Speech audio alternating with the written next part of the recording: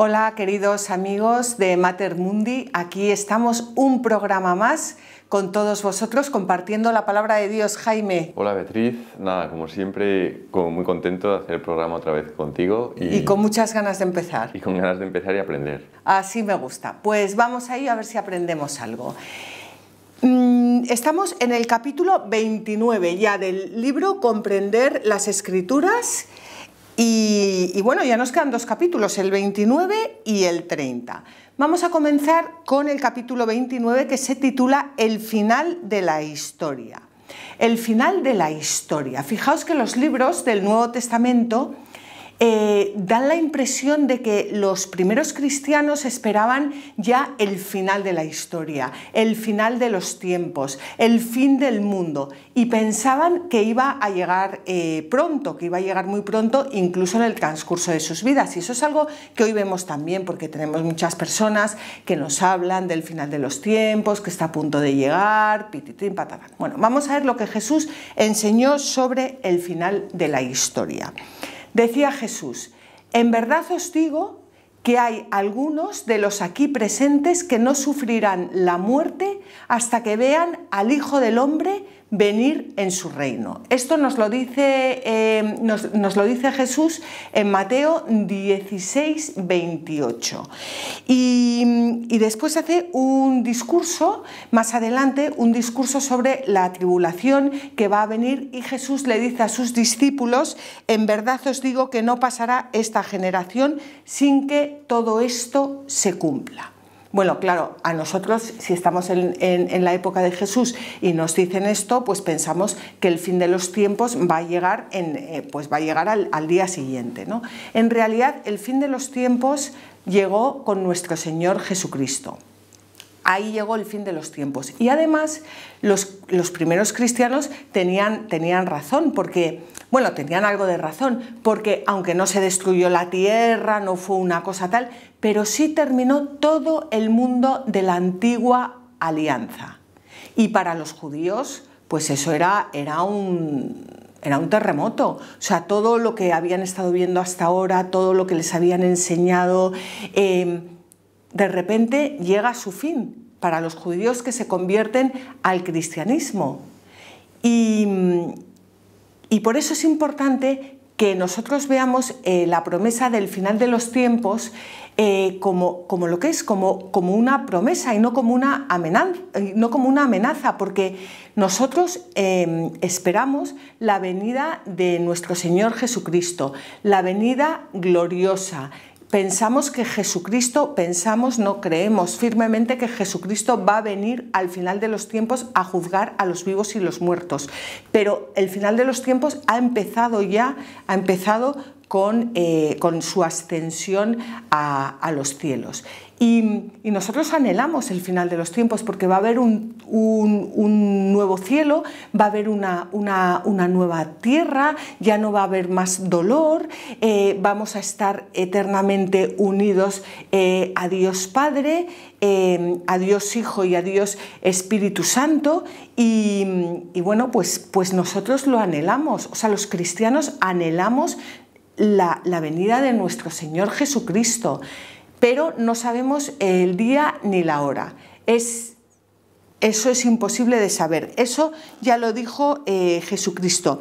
Y los que intentamos, o los que intentan buscar un día, los que intentan buscar una hora, los que intentan decir, pues la venida de nuestro Señor Jesucristo va a ser tal día, pues se confunden siempre, porque no tenemos ni idea. Sí que es verdad que a lo largo de todo el Nuevo Testamento, a lo largo de toda la Biblia, pero en el Nuevo Testamento tenemos unos signos que nos anuncian, pero aún así, por mucho que sepamos leer los signos de los tiempos, no tenemos ni idea ni del día ni de la hora. Así que, pues por mucho que queramos, no nos podemos fiar. Pero, dicho esto, hay unas pocas claves que nos pueden dar una visión general y que nos pueden ayudar. Nos pueden ayudar a ver cómo se desarrolla todo este final de los tiempos. La primera de esas claves es la comprensión del marco histórico del Apocalipsis. Y esto es importantísimo, el marco histórico del Apocalipsis. Entonces, habíamos dicho que en el momento en el que se escribe el Apocalipsis, más o menos, se está acabando con toda la antigua alianza, con todo el Antiguo Testamento. Ya no queda nada de lo anterior. Bueno, no queda nada. A ver, se ha llevado todo a plenitud, pero hasta ahí... Hasta ahí tenemos una etapa, que es toda la antigua alianza. Entonces, el final de este mundo comienza en el año 67 después de Cristo. ¿Qué pasa en el año 67 después de Cristo? Bueno, pues que el emperador Nerón envía a un tal Floro a gobernar Judea. ¿Quién era Floro? Bueno, pues Floro era un espanto. Y comienza su mandato masacrando a un montón de personas en Jerusalén. ¿Y qué pasa? Pues lo que tiene que pasar, pues que pronto hay una revuelta. Hay una revuelta porque claro, la gente se rebela y todo el mundo se pone, como dirían hoy, de los nervios. Los judíos fanáticos, claro, no todos, pobrecitos, pues iban asesinando a cualquier persona sospechosa de colaborar con los romanos. Los romanos, ¿qué hacían? Se vengaban asesinando a cualquiera que pensaran que era un judío fanático. Las ciudades empiezan a estar repletas de cadáveres y durante un tiempo los judíos van venciendo batallas importantes, pero los romanos envían a Vespasiano. ¿Quién era Vespasiano? Vespasiano era pues uno de los mejores generales que tenían. Vespasiano llegó allí, empezó a tener grandes éxitos, pero antes de terminar su trabajo, ¿qué pasó? Que Nerón se suicidó. Y Vespasiano es proclamado emperador y tiene que regresar a Roma.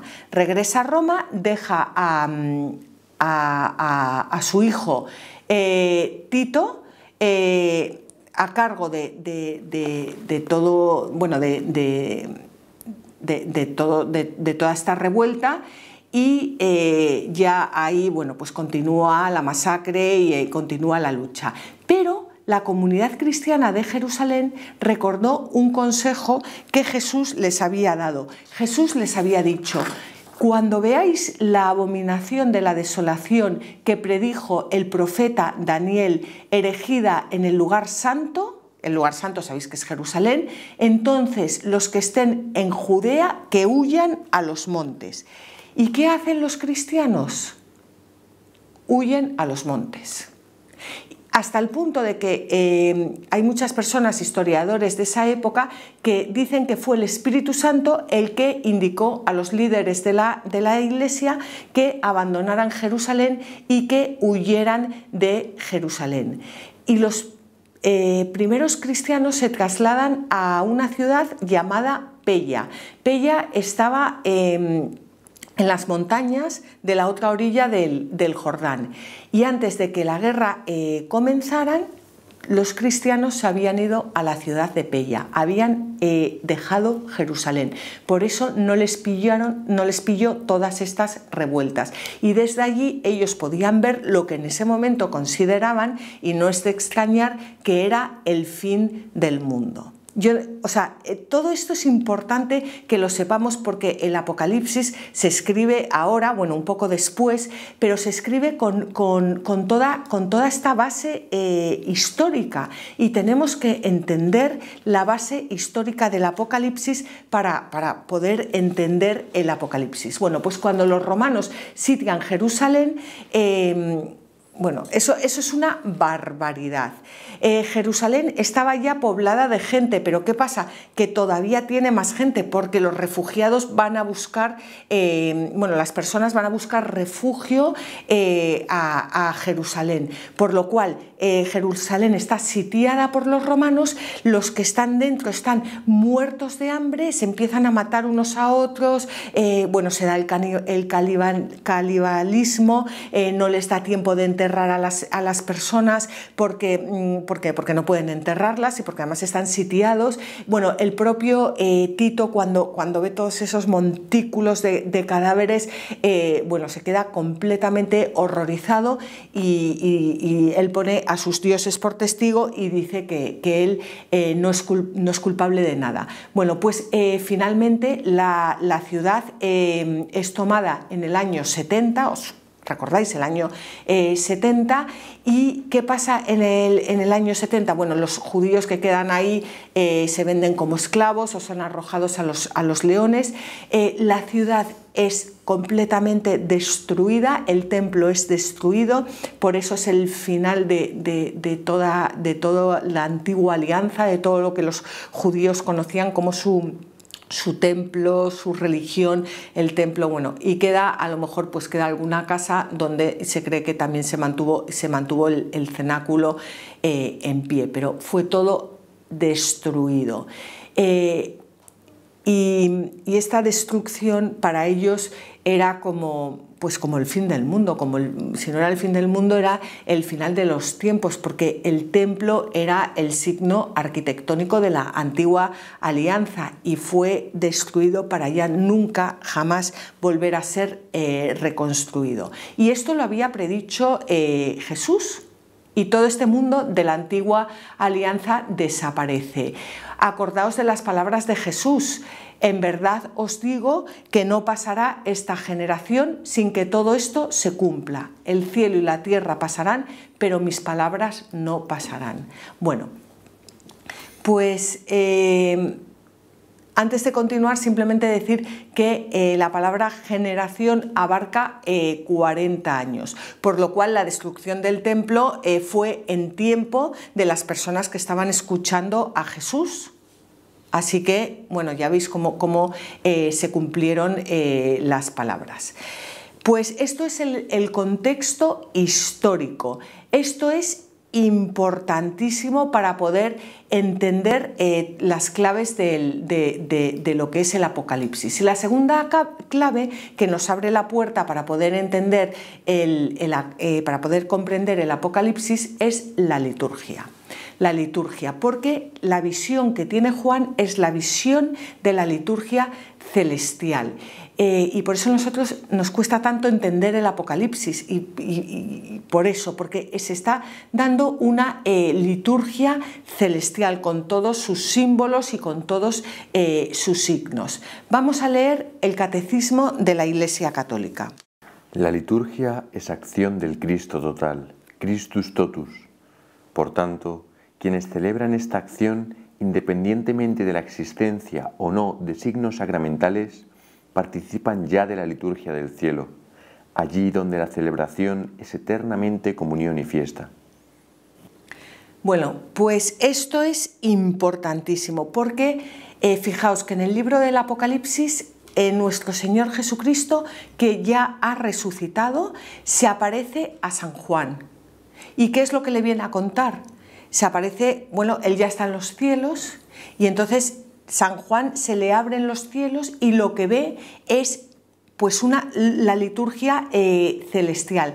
Esa liturgia que va muchísimo más allá de nuestra comprensión. Nosotros no la entendemos porque es un misterio, es que no lo podemos entender, pero esa liturgia de la que nos habla San Juan, nosotros la celebramos ya aquí en la tierra.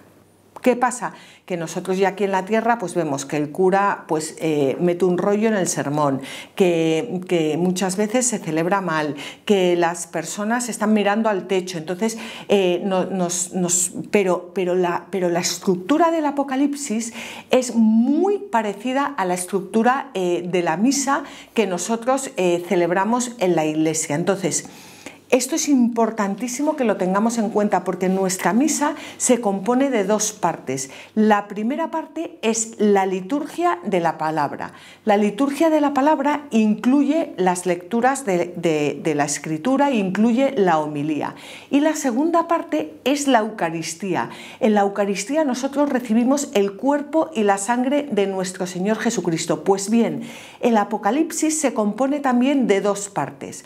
La primera es la que corresponde a la liturgia de la palabra, que incluye la proclamación de las cartas a las 7 iglesias, y la segunda es la que incluye la segunda es la que incluye la parte que corresponde a la Eucaristía, que incluye el derramamiento de los cálices y el banquete nupcial del Cordero. Por lo tanto, importantísimo, el libro del Apocalipsis es como una misa. Esto es impresionante. Todo lo que ocurre en el libro del Apocalipsis, incluso las destrucciones, las plagas, las batallas, son de alguna forma parte de la liturgia. Y esto nos lo dice el Catecismo de la Iglesia Católica. La revelación de lo que ha de suceder pronto, el Apocalipsis, está sostenido por los cánticos de la liturgia celestial y también por la intercesión de los testigos, los profetas y los santos, todos los que fueron degollados en la tierra por dar testimonio de Jesús, la muchedumbre inmensa de los que, vencidos de la gran tribulación, nos han precedido en el reino, canta la alabanza de la gloria de aquel que se sienta en el trono y del Cordero. En comunión con ellos, la Iglesia terrestre canta también estos cánticos, en la fe y en la prueba. La fe, en la petición y la intercesión, espera contra toda esperanza y da gracias al Padre de las luces, de quien desciende todo don excelente. Bueno, pues este punto del Catecismo de la Iglesia Católica, el punto 2642, es realmente importante. El Apocalipsis la palabra Apocalipsis es la misma que la palabra revelación. Significa lo que ha de suceder pronto. Y dice que está sostenida por los cánticos de la liturgia celestial. Es el mismísimo Jesucristo resucitado que se aparece al apóstol San Juan cuando está en la isla de Patmos. Es el único libro de toda la Biblia que Jesucristo resucitado nos habla, porque hasta este momento tenemos los evangelios, como habéis visto, tenemos las cartas, pero cuando Jesucristo habla en los evangelios todavía no ha ascendido a los cielos y está sentado a la derecha de Dios Padre Todopoderoso. No nos habla desde allí, nos habla desde allí en el Apocalipsis. Y fijaos que hay un dato muy importante, y es que Jesús se presenta al apóstol que reclinó su cabeza en su corazón. Solo aquel que reclina su cabeza en el corazón de Jesús puede entender el Apocalipsis, puede tener un diálogo con Jesucristo resucitado, y además se presenta a San Juan cuando San Juan tiene ya una edad, es decir, cuando ha madurado en su fe. Si Jesucristo se le hubiera presentado a San Juan cuando San Juan tenía 16 años, que más o menos sería la edad en que reclinó su cabeza en el pecho de nuestro Señor Jesucristo, más o menos, o sea, no estoy aquí haciendo cálculos, pues San Juan no hubiera entendido nada. San Juan ha tenido que pasar todo ese proceso de reclinar la cabeza, de rumiar las palabras, de meditar de la mano de María, de ver a Jesucristo morir y resucitar, de verle aparecerse en la tierra resucitado, de ver cómo ascendía a los cielos, de recibir el Espíritu Santo tras su ascensión. Y ahora es cuando San Juan puede tener un diálogo con Jesucristo resucitado. Y esto es algo que es muy importante para nosotros también, porque muchas veces queremos entender el Apocalipsis sin habernos leído la Biblia y sin rezar. Bueno, pues es un poco complicado. Entenderemos el Apocalipsis, pero no sabemos qué Apocalipsis, si el de la Biblia u otro. Entonces, el Apocalipsis es un libro de esperanza, es un libro apasionante, es un libro en el que Jesucristo nos exhorta a poner todo nuestro corazón en el suyo y a vivir con esperanza, a pesar de todas las tribulaciones que hemos tenido, que estamos teniendo y que están por venir, porque Jesucristo ha vencido. Y eso es lo importante, es un libro de total esperanza, y es una maravilla. Y ya aprovecho para deciros que hay unos programas que se grabaron, bueno, que se grabaron en el programa Marcando el Norte en HM Televisión y que los ha retransmitido también Mater Mundi. Es una serie de programas sobre el Apocalipsis que bueno, el programa Marcando el Norte lo dirige el catedrático de Historia Javier Paredes y lo hicimos los dos juntos. Entonces ahí tenéis el Apocalipsis muchísimo, bueno, no mejor explicado, sino como más extenso. Y os animo a que lo escuchéis. Y también podéis encontrarlo en Mater Mundi, podéis encontrarlo en HM Televisión y también podéis encontrarlo en el blog que yo he creado justo para estas cosas, para que estén todos los programas en orden, que se llama, estáis viendo en pantalla, La Tierra Prometida, todo en minúscula, .es. Metéis esto en Google y os salen todos los programas por orden. Bueno, pues yo os animo a que después de ver estos programas os vayáis a los otros si queréis profundizar en el Apocalipsis. Y ahora os dejamos con la miel en la boca, porque en el próximo programa vamos a hablar de la liturgia de la palabra, que es la primera parte de la misa y la primera parte del Apocalipsis, y la liturgia de la Eucaristía, que es la segunda parte de la misa y la segunda parte del Apocalipsis. Jaime. Bueno, Beatriz, lo primero de todo, pues como siempre me ha encantado el programa, ha sido muy interesante y es verdad que ha ayudado mucho este programa, por lo menos a mí me ha ayudado porque es cierto, como has dicho al principio, que hay mucha gente que ahora habla del final de los tiempos y está muy obsesionada pues con que va a ser ya el final de los tiempos y claro, esto pues ayuda a aclarar mucho las ideas. Sobre todo que, mira, yo me acuerdo, Jaime, de una persona que estaba, como dices tú, muy obsesionada con el final de los tiempos y escuchaba pues, a personas que decían que iba a ser tal día o tal otro, ¿no? Bueno, pues ¿qué le pasó a esta persona? Que ya llegó su final de los tiempos, porque se ha muerto. Entonces, lo importante es pensar que nosotros estamos aquí para morir, que la muerte forma parte de nuestra vida y que a lo mejor mi final de los tiempos llega mañana. ¿Y por qué no? O sea, a ver, Dios no lo quiera, pero puede pasar. Y yo ya conozco personas de mi edad que se han muerto y que estaban muy bien. Entonces, siempre nos tenemos que preparar para el final de los tiempos, pero para el final de los tiempos, por lo menos para el nuestro. Entonces, el final de los tiempos es una maravilla porque es la venida gloriosa de nuestro Señor Jesucristo y eso para nosotros tiene que llenarnos de paz, de alegría y de ganas de proclamar el reino de Dios, de proclamar la buena nueva para que cuando venga nuestro Señor pues haya muchas personas que le recibamos o que le reciban pues con todo cariño. O sea que cada uno de nosotros tenemos nuestro propio final de los tiempos. Claro. Y en el que vendrá, esperemos, nuestro Señor Jesucristo. Claro. Ahora que justo que pueda coincidir el final de los tiempos con nuestro final de los tiempos, bueno, yo eso no lo sé. Bueno. Pero el final de los tiempos comenzó con la ascensión del Señor a los cielos y la venida y el derramamiento del Espíritu Santo. O sea que realmente estamos viviendo el final de los tiempos, pero sin morbo. Cuando vuelva Jesús, yo eso no lo sé, ¿tú lo sabes? No. Es verdad que hay signos, ¿no?, de los que habla la Biblia, pues de que ya no habrá fe en la tierra, bueno, una serie de signos que ahora no los recuerdo bien, ¿no? Pero algunos de ellos se están dando, pero bueno, eso no quiere decir que vaya a ser mañana. Claro, sí, sobre todo que dice que no sabéis ni el día ni la hora, ¿no? Que no podemos estar aquí haciendo cálculos.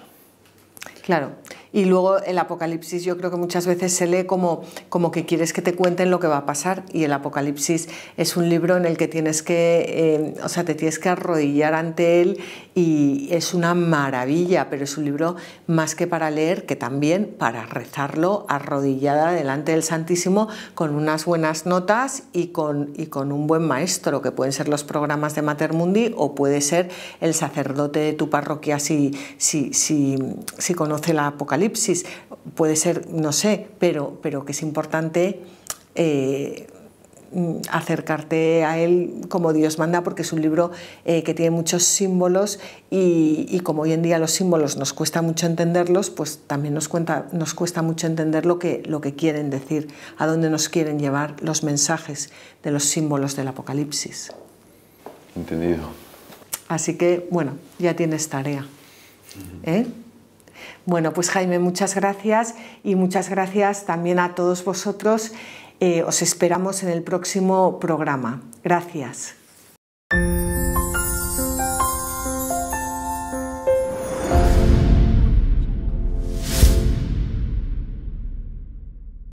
Mater Mundi no es una asociación, Mater Mundi es una familia que se dedica a compartir el Evangelio y las maravillas que Dios ha hecho en la vida de tanta gente. Te lo digo a ti, que ya tienes experiencia del bien tan impresionante que hacen estos vídeos. Cuántas historias de sanación interior, cuántas historias de conversión, cuántas veces tú te has sentido más cerca de Dios gracias a este material que está llegando a tu casa. Por eso te pedimos que nos ayudes a seguir realizando esta tarea de llevar el Evangelio. Aquí abajo aparecen todos los datos a través de los cuales tú puedes seguir colaborando económicamente para que tantos voluntarios de esta asociación, de esta familia de Mater Mundi, puedan seguir trabajando y llevando su Evangelio a todos los rincones. Muchísimas gracias por colaborar con nosotros.